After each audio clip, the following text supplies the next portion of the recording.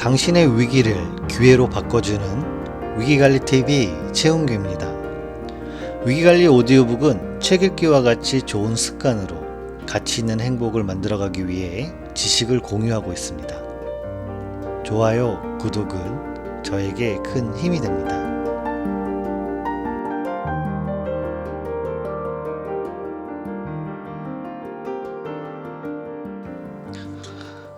안녕하세요. 오늘은 지은이 보 벌링엄 또 시크릿 하우스에서 출판한 위대한 창업가들의 엑싯 비결에 대해서 함께 공부해 보도록 하겠습니다.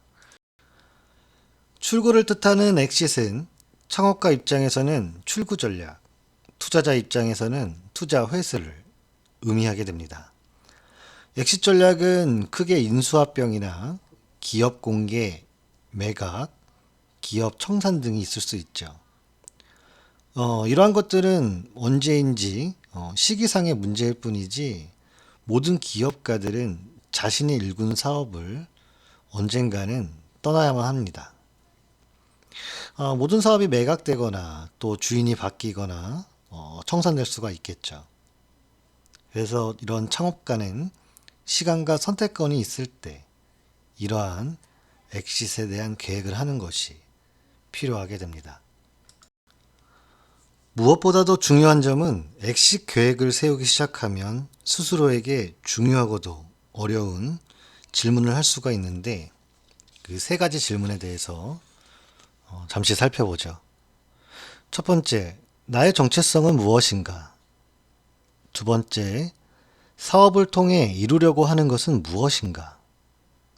마지막으로 왜 꼭 그것을 이루려고 하는가? 이에 대한 답을 명확히 하는 자세가 필요합니다. 이러한 질문에 대한 답을 할 수 있는 사람들은 대부분 행복한 엑싯을 경험할 수가 있죠. 그리고 최고 경영자이거나 기업의 오너 자리에 있는 동안에도 자신과 사업체를 위해 더 나은 결정을 내릴 수가 있을 겁니다. 물론 대부분의 사업가들은 자신이 왜 그 사업에 종사하고 있는지 이미 알고 있다고 믿을지도 모르죠. 당신이 대부분의 사업가와 같다면은 이러한 생계를 꾸리고 또 스스로 최종 의사결정을 하는 리더가 되는 것을 꿈꿀 것입니다. 훌륭한 회사를 만들고 자신이 속한 산업의 변혁을 일으키며 인류를 위해 헌신하고 훌륭한 일자리를 만드는 동시에 이 세상에 의미 있는 자취를 남기며 지역사회를 돕거나 아니면 단순히 재정적인 독립을 꿈꾸며 사업을 하고 있을 수도 있습니다. 이러한 꿈을 달성하기 위해서는 많은 노력과 규율, 끈기, 수완이 필요할 것입니다. 소위 알아서 잘 굴러가는 비즈니스를 창출하기 위해서는 어마어마한 노력이 필요하고 당신이 그것을 해낸다면 분명 누구에게나 충분히 자랑할 만한 업적이 될 것입니다. 그러나 그것의 여정이 끝이 아니라는 것을 인식해야 하겠죠. 바로 이것이 핵심이라고 우리가 볼 수 있는데 사업을 구축한다는 것은 여행을 떠나는 것과 같다는 표현을 사용하고 있습니다. 평생에 걸쳐 하는 여행일 수도 있고 단지 몇 년 동안 지속되는 짧은 여행일 수도 있는 거죠. 또한 당신의 경험할 수 있는 유일한 여행일 수도 있고 수많은 여행 중 하나에 불과할 수도 있습니다. 당신에게 주어진 삶의 소명 같은 것일 수도 있고 다른 곳으로 가는 도중이거나 옆길로 우회하는 통로일 수도 있겠죠.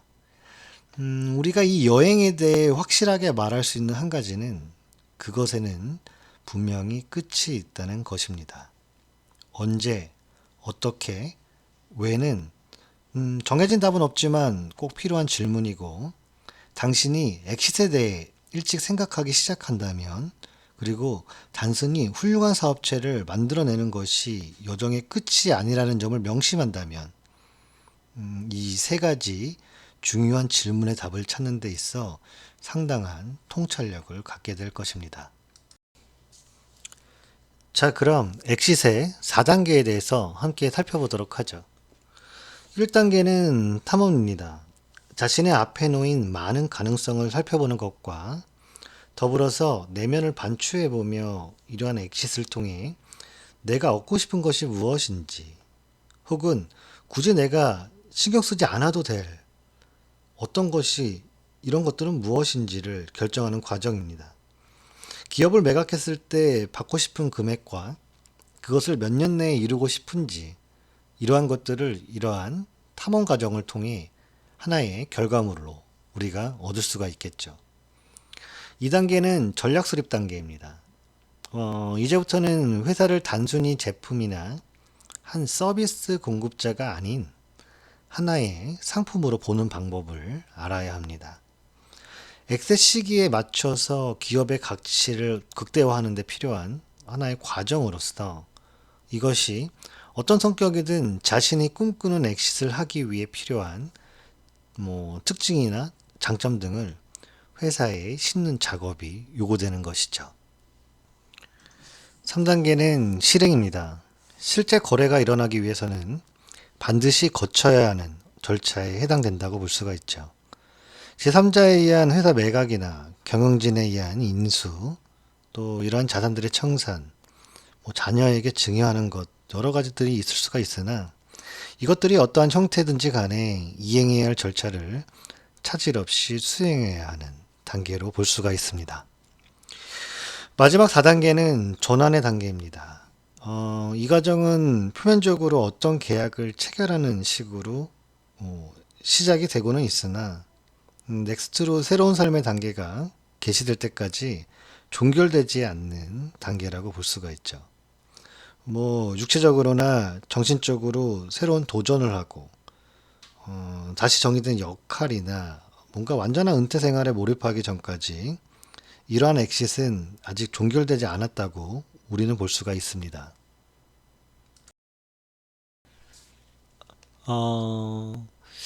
책을 쭉 보다 보니까 좀 재미있는 사례가 있어서 이 부분을 좀 잠깐 같이 터치하고 넘어가도록 하겠습니다. 재밌는 사례가 하나 있는데 테크놀로지 기반 스타트업은 어쨌든 다른 회사를 매각할 때 다른 그 인더스트리와는 좀 차별화된 특성을 가지고 있습니다.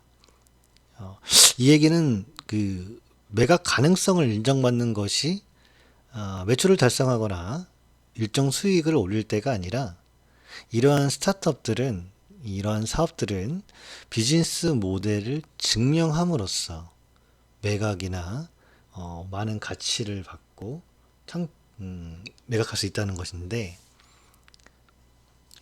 결국은 이러한 사업의 비즈니스 모델을 증명해야만 하는데 예를 들어 보면 반복적으로 매출이 발생하는 유형의 사업, 일종의 구독 서비스 회사가 예가 될 수 있겠습니다.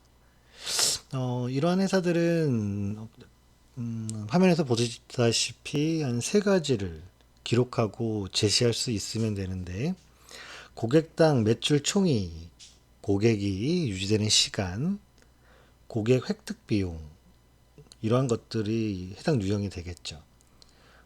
다시 말씀드리면 고객 한 명이 얼마나 가치를 만들어내고 고객 한 명을 얻는데 얼마의 비용이 드는가 이런 것들을 제시할 수 있어야 된다는 것이고 결국은 이런 것들을 제시할 때는 실제 데이터로 제시해야만 해당되는 비즈니스 모델을 증명할 수 있을 것입니다. 결국은 엑싯을 성공하기 위해서는 오너가 무엇을 팔고 또 투자자는 무엇을 사는지를 알 필요가 있겠죠. 그 관련된 매각 가능성 스코어 오렐로우의 8가지 세부 요인에 대해서 전달드리도록 하겠습니다. 우선 회사를 매각할 때 무엇을 팔게 되는 것인지를 이해해야 합니다.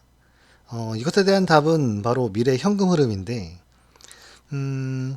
이런 것들에 반해서 구매자가 회사를 인수 검토하게 되는 최초의 동기는 여러 가지가 있을 수가 있습니다.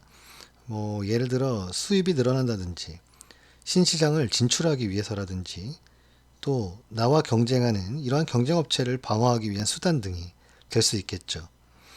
그러나 이러한 구매자들이 종국적으로 사려고 하는 것은 바로 장기 현금 흐름으로 볼 수가 있습니다. 다른 회사를 인수하는 모든 회사는 인수를 통해 이러한 현금 흐름이 미래에 더욱 증대될 것을 기대하기 때문에 사고 팔겠죠. 자, 그럼 예를 들어서 워릴로우가 개발한 매각 가능성 스코어에 대해서 함께 알아보도록 하죠. 음, 매각 가능 스코어는 오너로 하여금 자신의 사업에 대한 일련의 질문에 답하게 한 뒤 일반적인 투자자에게 회사가 매력적일지의 여부에 관한 전체적인 평점은 물론 세부적인 요인에 관한 점수를 제시합니다. 대부분의 오너들에게 도움이 되는 요소는 아마 평점 자체보다는 이어서 제시되는 이 보고서들일 텐데 제가 말씀드릴 이런 이야기는 총 8개의 세부 요인에 관한 관련된 내용이라고 이해하시면 될 것 같습니다. 그 중에 첫 번째 그 요인은 재무 성과로 볼 수가 있습니다. 투자자의 입장에서는 기업의 인수 금액을 산출하는 일련의 사고 과정을 제시하게 되는데, 뭐 예를 들어 보면 회사의 현재 가치를 어떻게 계산하는지 설명하고 투자자가 인식하는 어떤 리스크 정도에 따라서 이 가치가 어떻게 영향을 받는지에 관해 이야기합니다. 작은 규모의 기업들은 뭐 필연적으로 리스크가 따르기 마련인데 뭐 소위 이러한 소기업 디스카운트라는 것도 생겨나고 있다고 하네요. 두 번째 요인은 성장 잠재력으로 볼 수가 있습니다. 이 해당 섹션에서는 성장률이 현재 가치의 계산에 미치는 영향을 보여주고 이러한 논의들을 더욱 심화하게 되겠죠. 회사의 성장 속도가 빠를수록 현재 가치는 높아지고 비즈니스의 확장성은 인수자에게 중요한 요소이기 때문에 이러한 보고서는 오너로 하여금 확장성에 관한 생각할 수 있는 다양한 방법을 제시하게 됩니다. 뭐 사업을 지리적으로 확장할 것인지, 뭐 기존 고객에게 새로운 제품을 제공하는 것인지, 아니면 유유 상태인 이런 생산 역량을 활용할 수 있는 새로운 고객을 찾는 방법이라든지, 뭐 등등 여러 가지 이 것들을 제안할 수 있겠죠. 세 번째 요인은 과도한 어떤 의존성에 대한 얘기입니다. 이 주제는 사업이 어떤 고객이나 공급업체, 뭐 직원들에게 과도하게 의존한 어떤 상태에서 그러한 대상이 사라져 버리게 되면 이 생기는 위험을 피해야 하게 되겠죠. 이런 생각들을 담고 있는 내용이라고 볼 수 있습니다. 투자자들은 특히 매출이 특정 고객 집단에 집중되어 있는 것을 면밀히 들여다보며 이를 핵심적인 취약성으로 간주하기도 하죠. 가령 한 고객의 매출액이 15% 이상을 차지한다고 하면 그에 따라 투자자는 기업의 인수 금액을 낮추려고 할 것입니다. 네 번째는 현금 흐름입니다. 자체적으로 창출된 현금 흐름을 통해서 비즈니스의 성장을 뒷받침할 수 있다면 해당 기업은 외부 자본에 의존할 필요가 당연히 줄어들게 되겠죠. 인수자는 회사를 인수한 후 또 외부 자본이 덜 필요한 회사에 대해서 더 많은 금액을 지불하게 되고 반대로 외부 자본이 더 많이 필요할수록 지불하는 금액이 낮아지게 되겠죠. 이러한 리포트는 나아가서 고객에서 어떤 외상 매출금 회수 기간은 줄이면서 매입금 지불을 늦추는 것을 통해서 뭐 보다 많은 현금을 축적할 수 있는 방안에 대해서 제안하게 됩니다. 다섯 번째 요인은 반복적인 수입입니다. 중요한 요인으로 회사가 매각된 후에도 지속적으로 매출이 발생할 것이라는 확신을 제공함으로써 잠재적 구매자가 인식하는 위험을 낮추고 사업의 매각 가치를 높일 수가 있습니다. 그래서 이러한 방법들로 몇 가지 예를 제시를 했는데 미래의 매출에 대한 확신이 커질수록 위험은 줄어들고 기업의 가치는 올라가겠죠. 사람들이 정기적으로 계속 구매하는 소모품이라든지 반복적으로 구매하는 구독 서비스, 재사용이 가능한 구독 서비스, 자동으로 사용 계약이 갱신되는 구독 서비스, 가입 시 수년간의 장기 계약으로 고객을 묶는 형태의 서비스 등이 있을 것입니다. 여섯 번째 요인은 독특한 가치 제한입니다. 경쟁자가 만약에 회사의 제품이나 서비스를 베끼는 것이 어려울수록 당연히 인수금액의 하락 압력은 더 적어지겠죠. 워런 버핏이 얘기한 사례가 있는데 경쟁 회사들이 자신의 성에 침입해서 고객을 훔쳐가는 것을 막기에 충분할 만큼 넓고 깊은 해자가 있는 회사를 인수하는 것에 대해 얘기하고 있습니다. 결국 해자는 이런 난공불락의 경쟁 우위를 보유했을 때 가장 넓어지게 되고 이 또한 인수자의 위험을 감소시키고 사업의 가치를 높이게 되는 것이죠. 일곱 번째 요인은 고객 만족으로 볼 수가 있습니다. 어디서나 빠지지 않는 요인이라고 볼 수 있겠죠. 여기서 중요한 점은 비즈니스가 일관되고 엄격하게 고객 만족도를 측정할 수 있는 기틀을 마련했느냐의 여부로 볼 수가 있습니다. 만족한 고객으로부터 받는 증언이나 대부분의 일반적인 고객 만족도 설문조사로는 불충분하다고 얘기하고 있습니다. 결국 고객 충성도 전문가, 프레드 라이켈트라는 사람이 있는데, 이분이 개발한 어떤 고객의 순추천 지수, 이런 방법들을 좀 주목해야 된다라는 것이죠. 이 방법은 여러 가지 그 저서에서도 언급이 되고 있고, 규모에 관계없이 훌륭하게 운영되고 있는 다수의 회사들이 채택하고 있는 방법 중에 하나입니다. 기회가 되면 해당 방법을 좀 찾아서 보는 것도 봐야겠습니다.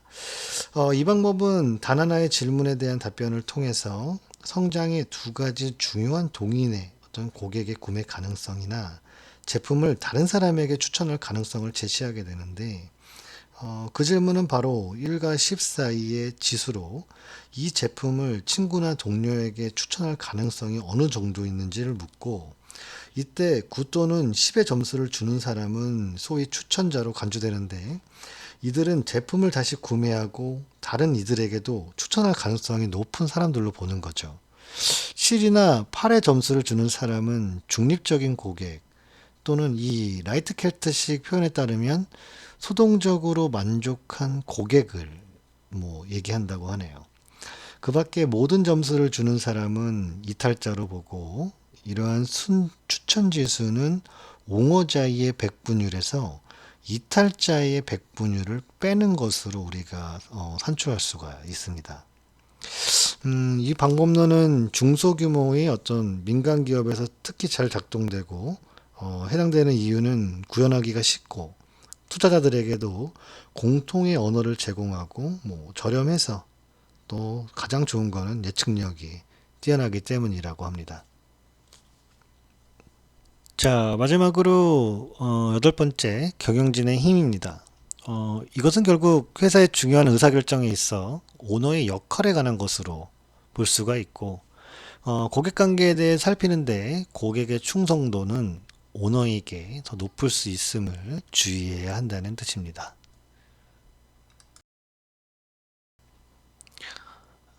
창업할 때 필요한 세 가지.